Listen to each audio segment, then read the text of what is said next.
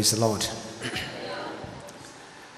നമ്മുടെ കർത്താവും രക്ഷകനുമായ യേശുക്രിസ്തുവിൻ്റെ നിസ്തുല്യ നാമത്തിൽ ഇവിടെ സ്നേഹരായിരിക്കുന്ന വിശുദ്ധന്മാരെയും കർത്തൃദാസന്മാരെയും ഞാൻ വന്ദനം ചൊല്ലുന്നു. കർത്താവിൻ്റെ ചെങ്കിലെ ചോരയാൽ കർത്താവ് വിലയ്ക്ക് വാങ്ങിയ അവൻ്റെ വിശുദ്ധ സഭ ദേശത്തിൻ്റെ വിവിധ ഭാഗങ്ങളിൽ നിന്ന് ഇന്ന് ഈ മീറ്റിങ്ങിന് കടന്നു വന്നിരിക്കുന്ന സഹോദരി സഹോദരന്മാർ എല്ലാവരെയും വന്ദനം അറിയിക്കുന്നു. നിങ്ങളോട് പറയുവാൻ പങ്കുവയ്ക്കുവാൻ കർത്താവിൻ്റെ പക്കലേൽപ്പിച്ച തിരുവെഴുത്തിലേക്ക് ഇന്ന് രാത്രിയിൽ വേഗം കടന്നു പോകുന്നു. യോഹന്നാൻ എഴുതിയ സുവിശേഷം 20-ാമത്തെ അധ്യായം 19-20 വാക്യങ്ങൾ ഒരു പ്രാവശ്യം കൂടെ വായിക്കപ്പെടുന്നു. യോഹന്നാൻ്റെ സുവിശേഷം 20-ാം അധ്യായം 19-20 വാക്യങ്ങൾ. ആഴ്ചവട്ടത്തിൻ്റെ 1-ാം നാൾ ആയ ആ ദിവസം നേരം വൈകിയപ്പോൾ ശിഷ്യന്മാരിരുന്ന സ്ഥലത്ത് യഹൂദന്മാരെ പേടിച്ച് വാതിൽ അടച്ചിരിക്കെ യേശു വന്ന് നടുവിൽ നിന്നുകൊണ്ട് നിങ്ങൾക്ക് സമാധാനം എന്ന് അവരോട് പറഞ്ഞു. ഇത് പറഞ്ഞിട്ട് അവൻ കയ്യും വിലാപ്പുറവും അവരെ കാണിച്ചു. കർത്താവിനെ കണ്ടിട്ട് ശിഷ്യന്മാർ സന്തോഷിച്ചു. കണ്ണുകളടയ്ക്കാം, പ്രാർത്ഥിക്കാം. ഞങ്ങളുടെ ദൈവമേ, സർവ്വപിതാവേ, യേശുക്രിസ്തുവിൻ്റെ വിലയേറിയ നാമത്തിൽ ഇന്ന് രാത്രി തിരുസന്നിധിയിൽ ഞങ്ങൾ കടന്നു വരുന്നു. അപ്പത്തിനായുള്ള വിശപ്പല്ല, വെള്ളത്തിനായുള്ള ദാഹമല്ല, അവിടുത്തെ വചനം ശ്രവിക്കുവാനുള്ള വിശപ്പോടെ ദാഹത്തോടെ ഇന്ന് രാത്രി ഞങ്ങൾ ഈ ദേശത്തായിരിക്കുന്നു.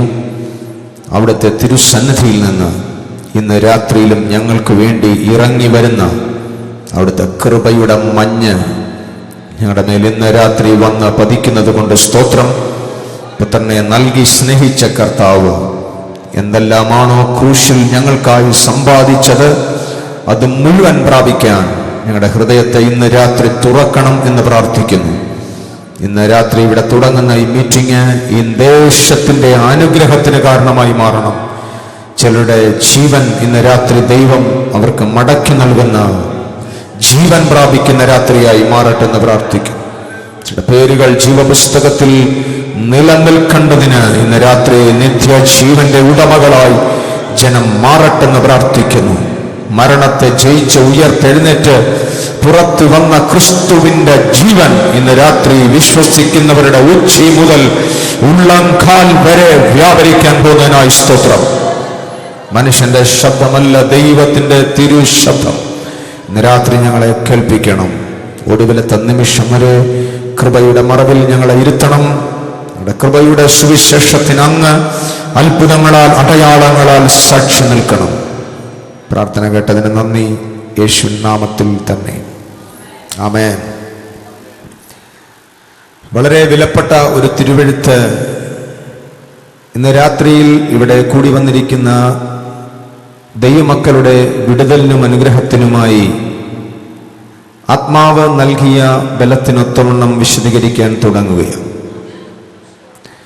ദൈവത്തിൻ്റെ വചനം ഇരുവായ്ത്തലയുള്ള ഏത് വാളിനേക്കാൾ മൂർച്ചയേറിയതാണ്. പ്രാണനെയും ആത്മാവിനെയും സന്ധിമജ്ജകളെയും വേർപിടിവിക്കുന്നത് വരെ തുളച്ചു ചെല്ലുന്നതാണ്. ഇന്ന് രാത്രി തിരുവെഴുത്ത് കേട്ടുകൊണ്ടിരിക്കുമ്പം നിന്റെ അന്തരാത്മാവിലേക്ക് തിരുവെഴുത്ത് ഇരുവായ്ത്തലയുള്ള വാളായി ഇറങ്ങണം. പിരിക്കേണ്ടതിനെ പിരിക്കാൻ, വിഭജിക്കേണ്ടതിനെ വിഭജിക്കാൻ ആത്മാവിന്ന് രാത്രി ചന്തമായി ചലിക്കട്ടെ. കർത്താവിൻ്റെ വരവ് താമസിച്ചാൽ നാളെ രാത്രിയിലും നമ്മൾ ഇവിടെ കൂടി വരും. ഈ തിരുവെഴുത്ത് ഇന്ന് രാത്രി വിശദീകരിക്കാൻ കഴിയാതെ പോയാൽ ബാക്കിയുള്ളത് നാളെ രാത്രിയിലും കൂടെ പങ്കുവയ്ക്കും. യോഹന്നാന്റെ സുവിശേഷം 20-ാം അധ്യായം 19-ാം വാക്യത്തിൽ ഇങ്ങനെയാണ് രേഖപ്പെടുത്തിയിരിക്കുന്നത്. ആഴ്ചവട്ടത്തിൻ്റെ 1-ാം നാളായ ആ ദിവസം നേരം വൈകിയപ്പോൾ ശിഷ്യന്മാരിരുന്ന സ്ഥലത്ത് യഹൂദന്മാരെ പേടിച്ച് വാതിൽ അടച്ചിരിക്കെ യേശു വന്ന് നടുവിൽ നിന്നുകൊണ്ട് നിങ്ങൾക്ക് സമാധാനം എന്ന് പറഞ്ഞു. 20-ാം വാക്യം, ഇത് പറഞ്ഞിട്ടവൻ കയ്യും വിലാപ്പുറവും അവരെ കാണിച്ചു. കർത്താവിനെ കണ്ടിട്ട് ശിഷ്യന്മാർ സന്തോഷിച്ചു. ഈ സംഭവം നിങ്ങൾക്ക് സുപരിചിതമായ ഒരു സംഭവമാണ്. വിശുദ്ധ തിരുവെഴുത്ത് വായിക്കുന്ന മുഴുവൻ ആളുകൾക്കും യേശുക്രിസ്തുവിൻ്റെ ഉയർപ്പിന് ശേഷം നടന്ന ഈ വസ്തുതയെക്കുറിച്ച് ന്യായമായ ഒരറിവുണ്ട്. യേശുനാഥൻ ഉയർത്തെഴുന്നേറ്റ ആ ദിവസത്തിൻ്റെ സന്ധ്യയ്ക്ക് വിശുദ്ധ ബൈബിൾ പറയുന്നു, അവൻ്റെ ശിഷ്യന്മാരെല്ലാം കൂടെ ഒരു മുറിക്കുള്ളിൽ വാതിലുകൾ അടച്ച് യഹൂദ സമൂഹത്തെ ഭയപ്പെട്ട് അവർ ഇരിക്കുകയാണ്. അന്ന് പ്രഭാതത്തിൽ അവിടുത്തെ ക്രിസ്തു ശിഷ്യരായ സഹോദരിമാർ മിശിഹാതമ്പുരാനെ അടക്കിയ കല്ലറയുടെ വാതിലിൽ ചെന്ന് തുറന്ന കല്ലറ കണ്ട് അവനവിടെ ഇല്ല, അവൻ ഉയർത്തെഴുന്നേറ്റു എന്ന സദ്വർത്തമാനം ശിഷ്യന്മാരുടെ കാതുകളിൽ ദൂതുകളായി കൊടുത്ത്, പക്ഷേ മിശിഹാതമ്പുരാൻ ഉയർത്തെഴുന്നേറ്റിട്ടും അവരുടെ മുമ്പിൽ പ്രത്യക്ഷനാകാത്ത കുറെ മണിക്കൂറുകൾ നിശ്ചയമായും ഈ ശിഷ്യഗണത്തിന്റെ ഉള്ളിൽ അമ്പരപ്പും ഭയവും ഉണ്ടാക്കി കാണും.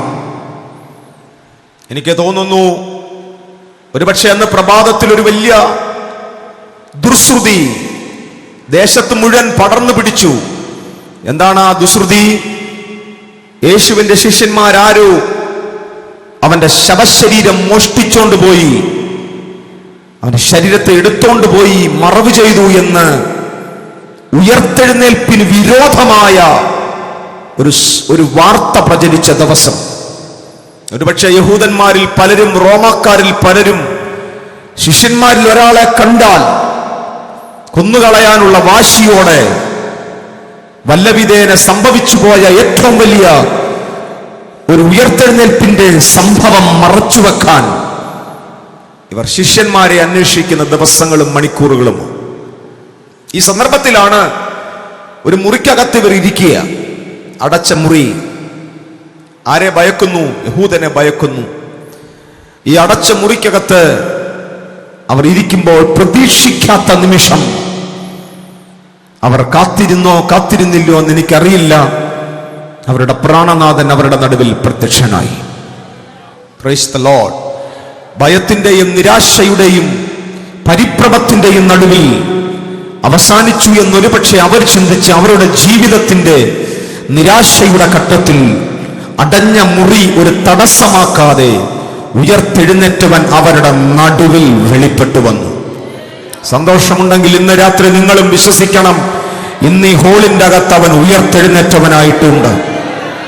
ഇവിടെ ആരുടെയോ ഭയം മാറ്റാൻ, നിരാശ മാറ്റാൻ, തകർന്ന ജീവിതം മാറ്റാൻ, ഉടഞ്ഞുപോയെന്ന് പറയുന്നതിന് പരിഹാരം വരുത്താൻ ഇന്ന് രാത്രി ഒരിക്കൽ കൂടെ ഇതിനകത്ത് വരാൻ അവൻ മടിയുള്ള ദൈവമല്ല. അവൻ ഇന്ന് രാത്രി ഇവിടെ ഉള്ളതോർത്ത് ദൈവത്തെ സ്തുതിക്കുന്നു. എനിക്കറിയാം ഇതിനകത്ത് വ്യാപരിക്കുന്ന ഒരാത്മസാന്നിധ്യത്തിന്റെ വലുപ്പത്തെ ഓർത്ത് സ്തോത്രം ചെയ്യുന്നു. പരിശുദ്ധാത്മാവിന്റെ നിറവ് പ്രാപിച്ച ദൈവമക്കൾ സ്തോത്രങ്ങളും സ്തുതികളും കർത്തൃസന്നിധിയിൽ കൊടുത്തോണ്ടിരിക്കണം. ഇന്ന് രാത്രി ഇതിനകത്ത് ദൈവിക ശക്തിനെ ഇറങ്ങണം. ഈ നാടിന്റെ വിടുതൽ ഇന്ന് രാത്രി ഇവിടെ ആരംഭിക്കുകയാണ്. ദൈവത്തിന്റെ ഉണർവ് ഇന്ന് രാത്രി ഇവിടെ ആരംഭിക്കുകയാണ്. അത് വിശ്വസിക്കുന്നവർ കൈകളൊന്ന് ഉയർത്തി ദൈവത്തിന് സ്തോത്രം ചെയ്യണം. ഭയന്നിരിക്കുക ഇവര് പേടിച്ചിരിക്കുമ്പോ ക്രിസ്തു അവരുടെ നടുവിൽ പ്രത്യക്ഷനായി. എന്നിട്ട് തിരുവായി തുറന്ന് ലോകം മുഴുവൻ സുവിശേഷം എന്ന സദ്വർത്തമാനം വിളിച്ചു പറയാൻ നിയോഗിക്കപ്പെട്ട അപ്പോസ്തലന്മാരോട് പറയുന്ന ആദ്യത്തെ പദം, നിങ്ങൾക്ക് സമാധാനം. ഓ ഹല്ലേലൂയ, ഹല്ലേലൂയ. സകല ഭൂഖണ്ഡങ്ങളിലും സദ്വർത്തമാനം പറയാൻ തമ്പുരാൻ വേർതിരിച്ച് തെരഞ്ഞെടുത്ത് പ്രാക്ടീസ് ചെയ്ത നിരക്ഷരരായ ഈ സഹോദരന്മാര് ഉയർത്തെഴുന്നേറ്റവന്റെ വായിന്ന് കേട്ട ആദ്യത്തെ പദം സമാധാനം. അതിന്റെ അർത്ഥം ലോകം മുഴുവൻ കല്ലറ തുറന്നാൽ കേൾക്കേണ്ട ശബ്ദം നിങ്ങൾക്ക് സമാധാനം. ഒരുപക്ഷെ അതുകൊണ്ടായിരിക്കും റോമാ ലേഖനത്തിൽ ഇങ്ങനെ എഴുതി വച്ചിരിക്കുന്നു, ക്രിസ്തു യേശുവിന്റെ കൃപയാൽ നീതീകരിക്കപ്പെട്ട നമുക്ക് ദൈവത്തോട് സമാധാനമുണ്ട്. ഇതിനകത്തിരിക്കുന്ന നിങ്ങൾ ക്രിസ്തുവേശുവിന്റെ രക്തത്താൽ പാപങ്ങളുടെ മോചനമെന്ന വീണ്ടെടുപ്പ് പ്രാപിച്ച് ദൈവീക നീതി പ്രാപിച്ച് തമ്പുരാന്റെ മുമ്പിൽ നിൽക്കാൻ യോഗ്യതയില്ലാത്ത നമുക്ക് പുത്രന്റെ രക്തം മുഖാന്തരം അവന്റെ മരണം മുഖാന്തരം നീതിമാൻ എന്ന സ്വർഗീയ വിധി പ്രാപിച്ച് ആ പദവിയിലെത്തിയ നിന്റെ അകത്ത് ഇന്ന് രാത്രി ലോകത്തിന് കെടുത്താൻ പറ്റാത്ത ഒരു സമാധാനം വ്യാപരിക്കുന്നെങ്കിൽ അത് ഉയർത്തെഴുന്നേറ്റവൻ ഇന്ന് രാത്രി നിനക്ക് തരുന്ന സമാധാനം. ഞാൻ എന്റെ സമാധാനം നിനക്ക് തരുന്നു.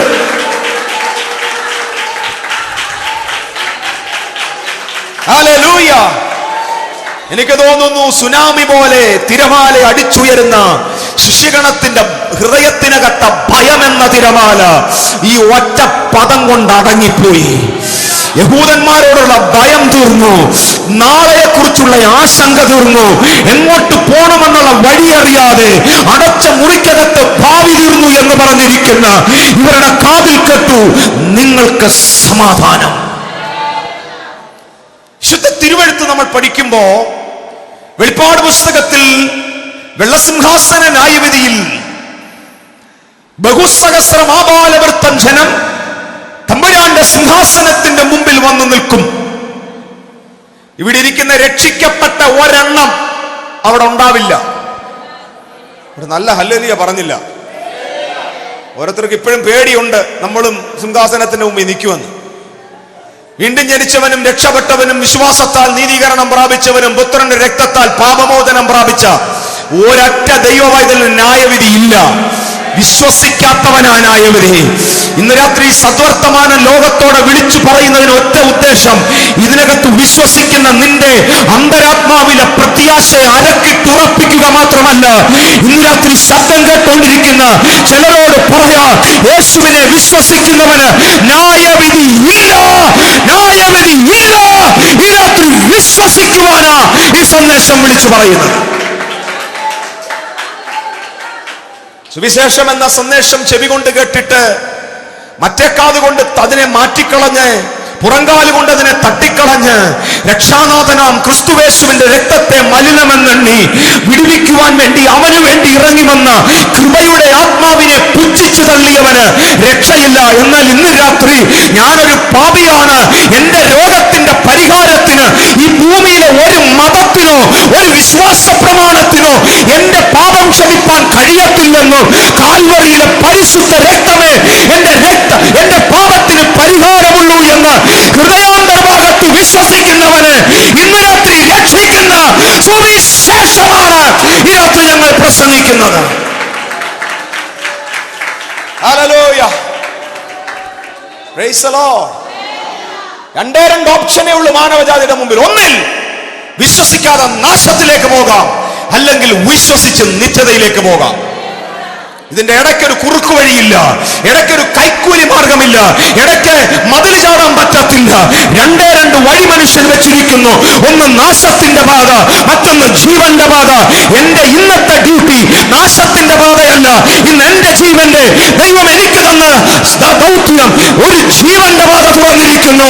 നാശത്തിലേക്ക് പോകുന്നതിനേക്കാൾ ആയിരങ്ങൾ ഇന്ന് രാത്രി ആ ജീവന്റെ പാതയിലൂടെ. Praise God. വെള്ളസിംഹാസനായ വിധിയുടെ മുമ്പിൽ വന്ന് നിൽക്കുന്ന കോടാകോടി മാനവജാതി ഒരുമിച്ച് അവിടോട്ട് പോകുന്നവരുടെ പട്ടിക, പാപപ്പട്ടിക എഴുതി വെച്ചിരിക്കുക. ഒന്നാമത്തെ പാപം അവിശ്വാസം. ഭീരുക്കൾ. ഒന്നാമത്തത് ഭീരുക്കൾ. രണ്ട് അവിശ്വാസികൾ. സ്വർഗത്തിലേക്ക് പോകാത്തതിന്റെ കാരണം, ആദ്യത്തെ കാരണം വല്ലോവന്റെ ഭാര്യയെ കൊന്നതും വല്ലോവന്റെ കഴുത്തു വെട്ടിയതോ കൊള്ളയടിച്ചതോ ബാങ്ക് കൊള്ളയടിച്ചതല്ല, ഭയം. ഇന്ന് രാത്രി സുവിശേഷം നിന്റെ കാതിലെത്തുമ്പോ കാൽവറിയിൽ നിനക്ക് വേണ്ടി പിടഞ്ഞു മരിച്ചവനാ നിന്റെ ദൈവമെന്ന് നിന്നോട് പറയുമ്പോ ഞാനത് വിശ്വസിക്കുന്നു എന്ന് നീ പറയാത്തത് നിന്റെ അകത്ത് എവിടെയോ ഉരുവായി വരുന്ന ഭയമാണ്. സമൂഹത്തെയോ ദേശത്തെയോ കണ്ടു നീ പേടിക്കുന്നത് കൊണ്ടല്ലേ അതിനെ വിശ്വസിക്കാൻ പറ്റാതെ പോകുന്നത്. എന്നാൽ സ്വർഗം പറയുന്നു, ന്യായവിധിയിലേക്ക് പോകുന്നവന്റെ പാപപ്പട്ടികയിലെ ഒന്നാമത്തെ പാപം ഭീരുത്വം. യേശുവിനെ കർത്താവെന്നൊന്ന് പറയണമെങ്കിലും ധൈര്യം വേണം. ഒരു സ്തോത്രം എന്നുറക്കെ പറ. അവന്റെ രക്തം എന്റെ പാപക്കറ പോക്കും. അവൻ എനിക്ക് വേണ്ടിയാ മരിച്ചത്. എന്റെ ജീവന്റെ ആധാരം അവനാണ് എന്റെ കർത്താവ് എന്ന് പറയണമെങ്കിൽ അത് അന്തരാത്മാവിലെ ധൈര്യമാ. അത് വന്നത് വിശ്വാസത്താല. കൈകളൊന്ന് അടിച്ചെന്റെ അപ്പന് സ്തോത്രം ചെയ്യ ധൈര്യത്തോടെ.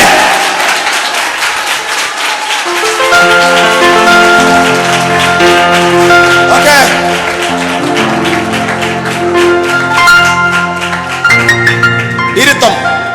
അപ്പൊ നാശത്തിലേക്ക് പോകാൻ കൊലപാതകം ചെയ്യണ്ട, ഭയം. അങ്ങനെ ഇതാ സുവിശേഷം വിശ്വസിക്കുക എന്ന് പറഞ്ഞാൽ പറയും പറ്റത്തില്ല. നാട്ടുകാരെന്നാ വിചാരിക്കും, സമൂഹം എന്നാ വിചാരിക്കും, കുടുംബക്കാരെന്നാ വിചാരിക്കും, സഭക്കാരെന്നാ വിചാരിക്കും, പള്ളിക്കാരെന്നാ വിചാരിക്കും, കമ്മിറ്റിക്കാരെന്നാ വിചാരിക്കും, സമിതിക്കാരെന്നാ വിചാരിക്കും എന്നും പറഞ്ഞ് നാട്ടുകാരെ നാളെ ജീവൻ പോയ പുഴുവാകുന്ന മനുഷ്യനെയും സമുദായത്തെയും പേടിച്ച് നിന്റെ ജീവിതത്തിൽ നിന്റെ വഴിയിൽ നിനക്ക് വേണ്ടി തമ്പുരാൻ തുറന്നു വെച്ച സുവിശേഷത്തെ ഇന്ന് രാത്രി ഭയം കൊണ്ട് തട്ടിക്കളയരുത്. ലോകത്തെ പേടിക്കുന്നവൻ തമ്പുരാന്റെ മുമ്പിൽ വരാതെ പോകുകയാ. എന്നാൽ ഇന്ന് രാത്രി സുവിശേഷം നിന്റെ അകത്ത് വിശ്വാസത്തെ, ധൈര്യത്തെ പ്രസന്റ് ചെയ്യുകയാണ്. എന്റെ വിശുദ്ധ തിരുവെഴുത്തിൽ എന്റെ ഒരു അറിവിൽ അങ്ങനെ നാശത്തിലേക്ക് പോകുന്നവരുടെ പട്ടികയിലെ ഒന്നാമത്തെ പാപം യേശുവിന്റെ ശിഷ്യന്മാർക്ക് എല്ലാവർക്കും ഉണ്ട്. സ്തോത്രം. മനസ്സിലായില്ല? ഇവരല്ല ഇപ്പൊ ആരാ ഗ്ലോറി പറഞ്ഞുകൊണ്ടിരിക്കുന്നല്ല, പേടിച്ചിരിക്കുന്ന. എനിക്ക് തോന്നുന്നു അവരിരുന്ന വീടിന്റെ മച്ചിന്റെ പുറത്തേതോ വെള്ളക്കാ വീണിരുന്നെങ്കിൽ വന്മാർ ഞെട്ടി വിറയ്ക്കും. ഇന്നലെ കയ്യിലെ വാളെടുത്ത് ബാല്യക്കാരന്റെ കാതറത്തവനും നീ ചത്താലും നിന്റെ കൂടെ ഞാൻ ഉണ്ടാകുമെന്ന് പറഞ്ഞവനും നിനക്ക് വേണ്ടി മരിക്കുവാനും തടവിലാകാനും ഞാൻ ഒരുക്കമെന്ന് പറഞ്ഞവനും ഇന്ന് അടച്ച മുറിക്കകത്തൊരു ഇലയുടെ ശബ്ദം കേട്ട് നടുങ്ങുക. ഒരർത്ഥത്തിൽ ആ മുറിക്കകത്തിറങ്ങി വന്നിട്ട് പറയേണ്ട പദം നരകത്തിൽ പൊയ്ക്കോ എന്ന. കാരണം ഭയമാ ആദ്യത്തെ പാപം. സ്തോത്രം പറഞ്ഞില്ല. ഞാൻ ചിലരോട് സുവിശേഷം പറയുമ്പോൾ അവരെന്നോട് പറയാറുണ്ട്, ഞങ്ങളാരും പാപം ചെയ്യുന്നേ ഇല്ല. ശരിയാ, നിങ്ങൾ ഒരു പാപം ചെയ്തില്ല, പക്ഷെ നിങ്ങൾക്ക് പേടിയാ. സ്തോത്രം. നിങ്ങൾ ഭയപ്പെടുക പലതിനെ. സത്യം അറിയാം, നിങ്ങൾക്ക് സത്യം അറിയാം, പക്ഷെ സത്യം നിങ്ങൾ അറിഞ്ഞിട്ടും പേടിക്കുക. എന്നാൽ ഈ ദിവസങ്ങൾ സുവിശേഷ യോഗം ദേശത്ത് മുഴക്കുന്ന എന്തെന്നറിയാമോ? ഭൂമിയിൽ മൂക്കി ശ്വാസമുള്ള ഒറ്റയൊരുത്തിനെയും പേടിക്കരുത്. നിന്നെ നടത്തുന്നത് മനുഷ്യനല്ല, നിന്നെ നടത്തുന്നത് ദൈവമാ. നിന്നെ നടത്തുന്നത് ദൈവമാ. തമ്പുരാന് വേണ്ടി ഇറങ്ങി തിരിച്ച ഒറ്റ ഒരുത്തനെ ദൈവം ഇതുവരെ പരാജയപ്പെടുത്തിയിട്ടില്ല. ദൈവം അവനെ താഴ്ത്തിയിട്ടില്ല. തമ്പുരാന് വേണ്ടി ഇറങ്ങിയ സകലവും അനുഗ്രഹിക്കപ്പെട്ടു.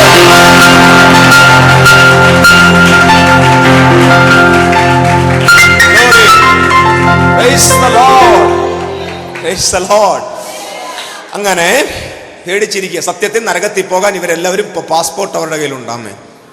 10 ശിഷ്യന്മാർ. കൃപയാൽ ഇന്ത്യയിലേക്ക് വരാൻ ദൈവം നിയോഗിച്ച അപ്പോസ്തലൻ തോമാച്ചാൻ അവിടെ ഇല്ല. ദൈവത്തിന് സ്തോത്രം. 10 ഉള്ളൂ. ഒരു 2 കസേര ആ മുറിയിൽ ഒഴിഞ്ഞു കിടപ്പുണ്ട്. അതിൽ ഒരു കസേര നോക്കി ശിഷ്യന്മാർ പറഞ്ഞു കാണും, ഇന്നലെ വരെ നമ്മോട് കൂടി ഇരുന്ന് ശുശ്രൂഷ ചെയ്തവൻ, നമ്മോട് കൂടെ ഭൂതങ്ങളെ പുറത്താക്കിയവൻ, നമ്മോട് കൂടെ ദൈവത്തിന്റെ മഹത്വം അനുഭവിച്ചവൻ, സ്വർഗത്തിന്റെ ദാനം ആസ്വദിച്ചവൻ, സ്വന്തം ഗുരുവിനെ തള്ളിപ്പറഞ്ഞ് ഒരു ചുംബനം കൊണ്ട് ഒറ്റിക്കൊടുത്ത് വെറും 30 വെള്ളിക്കാശിന് വേണ്ടി നസ്രായനെ തള്ളിപ്പറഞ്ഞ് അങ്ങപ്പുറത്തൊരു മരത്തിന്റെ മുകളിൽ ഒരു ഞാണിൽ തൂങ്ങി ചത്തു. ഒരു അപ്പോസ്തലന്റെ വേക്കൻസി അവിടെ ഉണ്ട്.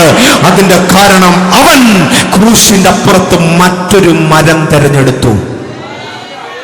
ഞാനിങ്ങനെ വിചാരിക്കാറുണ്ട്, കാൽവറി മലമുകളിൽ രണ്ട് കള്ളന്മാരുടെ നടുവിൽ മൂന്നാണിയിൽ മാനവജാതിയുടെ രക്ഷകൻ ശാപഗ്രസ്തനായി തൂങ്ങിക്കിടക്കുമ്പോൾ അവന് വേണ്ടിയാണ് ഈ മരണമെന്നറിയാതെ അപ്പുറത്ത് മറ്റൊരു മരത്തിന്റെ മുകളിൽ ഒരു ഞാണിൽ തൂങ്ങാൻ യൂദയുടെ അകത്ത് വന്ന പ്രേരണ അവിശ്വാസമല്ലാതെ മറ്റെന്താണ്? ഞാൻ ഇങ്ങനെ വിചാരിക്കുന്നു, അവൻ തെരഞ്ഞെടുക്കേണ്ടത് അവൻ തൂങ്ങാനുള്ള മരമായിരുന്നില്ല. കാൽവറിയിൽ രണ്ട് കള്ളന്മാരുടെ നടുവിൽ മൂന്നാണി തൂങ്ങിക്കിടക്കുന്നവന്റെ പാദത്തിലോട്ട് വന്ന് എന്നോടൊന്ന് പൊറുക്കണമെന്ന് പറഞ്ഞു കഴിഞ്ഞവൻ ഒരിക്കൽ കൂടെ വാങ്ങുമെന്ന് യൂദയോട് പറഞ്ഞേനെ. You are forgiven. Hallelujah. Hallelujah. മനസ്സിലായോ ഞാൻ പറഞ്ഞേ? നസറായന്റെ കുരിശ് വെളിപ്പെട്ട പിന്നെ നീ വേറെ മരം തെരഞ്ഞെടുക്കരുതെന്ന്. കാൽവറി കുരിശുള്ള നാട്ടിൽ വേറൊരു മരം നിനക്ക് വേണ്ടെന്ന. രക്ഷാമാർഗം കാൽവറിയെങ്കിൽ അപ്പുറത്തെ മരം നിന്റെ മരണമാണ്. യേശുവിന്റെ മരത്തിന്റെ ചുവട്ടിൽ നീ എത്തിയാൽ അത് നിനക്ക് ജീവന്റെ സ്ഥലമാ. എന്നാൽ അപ്പുറത്തെ മരം നിനക്ക് നാശമാണ്. ഇന്ന് രാത്രി ക്രൂശ് വന്നതിനാൽ കാൽവറി വെളിപ്പെട്ടതിനാൽ മറ്റൊരു മരം ഇനി നമുക്ക് വേണ്ട. കാൽവറിയാണ് നമ്മുടെ രക്ഷാസ്ഥാനം. ഹല്ലേലൂയ. രണ്ട് മരമാ. ഒന്ന് യൂദാ തൂങ്ങുന്ന മരം, രണ്ട് മശിക തൂങ്ങുന്ന മരം. മശിക തൂങ്ങിയ മരത്തിൽ നിന്ന് ഒഴുകി വന്നത് ജീവജല നദിയുടെ ഒഴുക്കെങ്കിൽ യൂദാ തൂങ്ങിയ മരത്തിൽ നിന്ന് ഒഴുകി വന്നത് ഒരു മരണത്തിന്റെ നദിയാണ്. Praise the Lord. അങ്ങനെ ആ അപ്പോസ്തലന്റെ ചെയറോടെ വേക്കണ്ട. രണ്ട് ഭാരതത്തിലേക്ക് വരേണ്ട അപ്പോസ്തലനും സ്ഥലത്തില്ല. അങ്ങേരും എനിക്ക് തോന്നുന്നു എവിടെയാണ്ട് പോയതാ. സ്വത്രം പുള്ളിക്കാരൻ എന്തിനെയും അന്വേഷിക്കാൻ തോന്നുന്നു. എന്റെ പ്രിയ സഹോദരങ്ങളെ, ശ്രദ്ധിച്ചു കേൾക്കുക. 10 പേര് മാത്രം ഭയന്നിരിക്കുമ്പോ നടുവിലോട്ട് യേശു ഇറങ്ങി വന്നു. യേശു പറയുന്ന ആദ്യത്തെ പദം നിങ്ങൾക്ക് സമാധാനം. ഇംഗ്ലീഷിൽ പറഞ്ഞാൽ പീസ് ബി അൺടു യു, നിങ്ങൾക്ക് സമാധാനം. അതിന്റെ ഹീബ്രുവിൽ പറയുന്നു ഷാലോം അലൈക്കും, സമാധാനം നിങ്ങളുടെ കൂടി ഇരിക്കട്ടെ. തീർന്നില്ല, ഇനി പിന്നെ വാക്കുകളില്ല. ഒറ്റപ്പദം സമാധാനം. ഇനി കേൾക്കാനുള്ളതല്ല, കാണാനുള്ളതാ. ആദ്യത്തെ പദം ചെവി കൊണ്ട് കേൾക്കാനുള്ളതെങ്കിൽ ഇനി വരേണ്ടത് കണ്ണുകൊണ്ട് കാണാനുള്ളതാ. ഒറ്റപ്പദം ചെവിയിൽ മുഴക്കിയെങ്കിൽ രണ്ട് കാര്യം അവർ കണ്ടേ പറ്റൂ.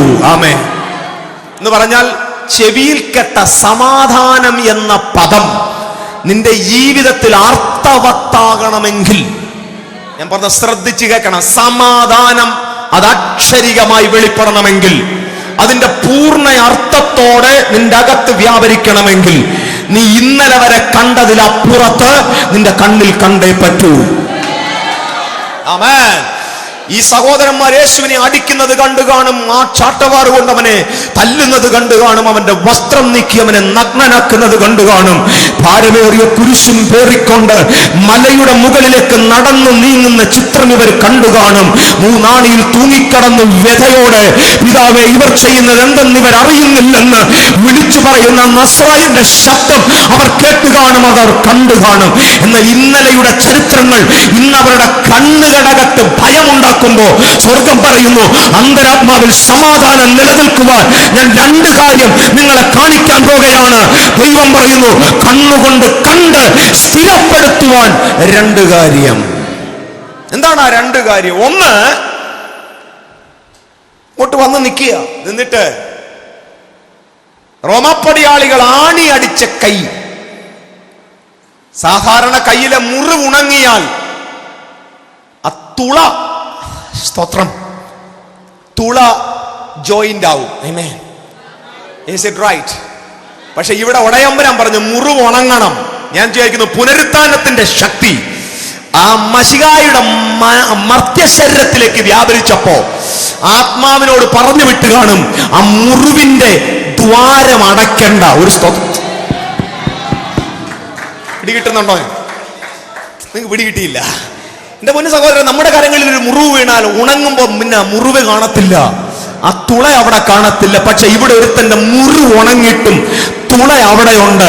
പുനരുത്ഥാനത്തിന്റെ ആത്മാവിന് വേണമെങ്കിൽ ആണിപ്പഴുത് ഒട്ടിക്കാം, വിലാപ്പുറത്തെ മുറിവ് ഒട്ടിപ്പിക്കാം. പക്ഷെ യേശുവിന്റെ ആത്മാവ് പറഞ്ഞു വേണ്ട, അതൊരു അടയാളമായിട്ടിരിക്കണം, അത് ഉണക്കാൻ പാടില്ല. അതെന്റെ മക്കളുടെ സമാധാനത്തിന്റെ അടയാളമാണ്. കരങ്ങൾ അടിച്ചപ്പച്ചന് നന്ദി.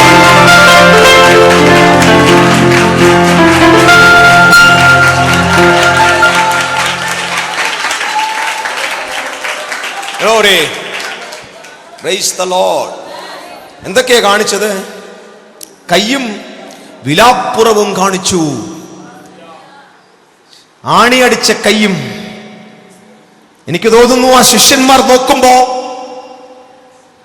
മിശിഹാ തമ്പുരാന്റെ തേജോമയനായ മശിഹയുടെ ശരീരത്തിലെ ആ മുറിവിലൂടെ അവർക്ക് മറുവശം കാണാൻ പറ്റും. ആണിപ്പഴുത് പഴുതായി അവിടെ ഉണ്ട്. യേശുനാഥന്റെ മരണം ഉറപ്പാക്കേണ്ടതിന് കയ്യിൽ കരുതിയ കുന്തം കൊണ്ട് മിശിഹാ തമ്പുരാന്റെ വിലാപ്പുറം കുന്തം കൊണ്ട് തുളയ്ക്കുമ്പോ ദാക്ഷിണ്യമില്ലാതെ ആ കുന്തം കൊണ്ട് അവർ കുത്തി തുളയിട്ട ആ തുളഞ്ഞ ഭാഗം മുറിവ് ഉണങ്ങാതെ ഒട്ടാതെ അവിടെയുണ്ട്.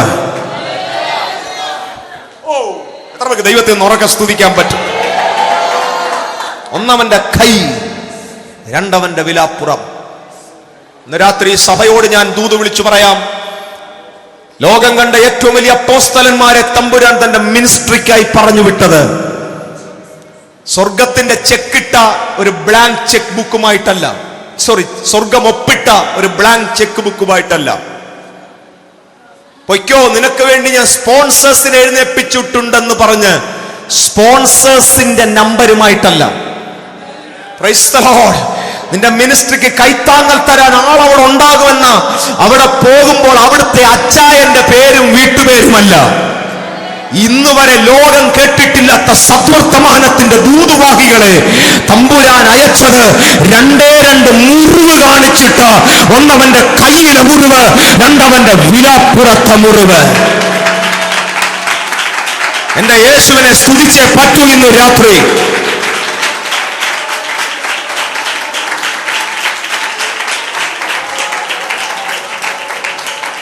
ഞാനും ഇന്ന് രാത്രി ഇവിടെ നിൽക്കുമ്പോ നാളെയെ കുറിച്ചുള്ള ചിന്ത നമുക്കില്ല. പക്ഷെ നാം കണ്ടിട്ടിറങ്ങിയ രണ്ട് മുറിവുണ്ട്. ഒന്നവന്റെ കയ്യിലെ മുറിവ്, രണ്ട് വിലാപ്പുറത്തെ മുറിവ്. ശ്രദ്ധയോടെ കേൾക്കണം. യേശു പറഞ്ഞ പദം എന്താണ്? നിങ്ങൾക്ക്, എല്ലാവരും വായി തുറന്ന് പറ, നിങ്ങൾക്ക് സമാധാനം. പറഞ്ഞത് സമാധാനം. ഇപ്പൊ കാണിച്ചത് എന്തുവാ? സ്വോത്രം. കാണിച്ചത് സമാധാനം കളയുന്ന കാര്യമോ? സ്വോത്രം. ഞാനിങ്ങോട്ട് വന്നു നിന്നിട്ട് പ്രൈസ് ദി ലോർഡ്, സന്തോഷമായിരിക്കുന്നല്ലോ, വരുന്ന വഴിയിൽ എനിക്കൊരു കുത്ത് കിട്ടി എന്ന് പറഞ്ഞ് ഞാൻ ഉടുപ്പ് മാറ്റി ഇത്രയും നീളമുള്ളൊരു മുറിവ് കാണിച്ച ഇവിടെ ഇരിക്കുന്ന അമ്മച്ചിമാർ അന്നേരം ബോധം കെട്ട് താഴെ വീഴും. ഒരു മനുഷ്യന്റെ പിളർന്ന ശരീരം, പിളർന്ന മാറിടം, പിളർന്നുപോയ ആ ബോഡി കണ്ടാൽ ഉള്ള സന്തോഷം പോവും, സമാധാനം പോവും. Is it right? എന്റെ തമ്പുരാൻ പറഞ്ഞ മക്കളെ, സമാധാനം വരണമെങ്കിൽ, അത് നിലനിൽക്കണമെങ്കിൽ നിങ്ങൾ ഈ രണ്ട് മുറിവ് കാണണം. ഒരു സ്വോത്രം ഉറക്കം. കർത്താവിന്റെ വേലക്കാരോട് ഞാൻ പറയാം, ശുശ്രൂഷകന്മാരോട് പറയാം, അവരുടെ കുടുംബങ്ങളോട് പറയാം, നാളെ കർത്തൃവേലയിൽ ദേശത്തിന്റെ അങ്ങോളം ഇങ്ങോട്ടും നടന്നു നീങ്ങാൻ തമ്പുരാൻ ആത്മനിയോഗം തന്നവരോട് പറയാം, വേലക്കിറങ്ങുമ്പോ നാട്ടുകാരുടെ സഹായമല്ല നമുക്ക് വേണ്ടത്, മശിഹയുടെ മുറിവാണ് നമുക്ക് വേണ്ടത്. ആ മുറിവാണ് നമ്മുടെ പ്രൊവിഷൻ.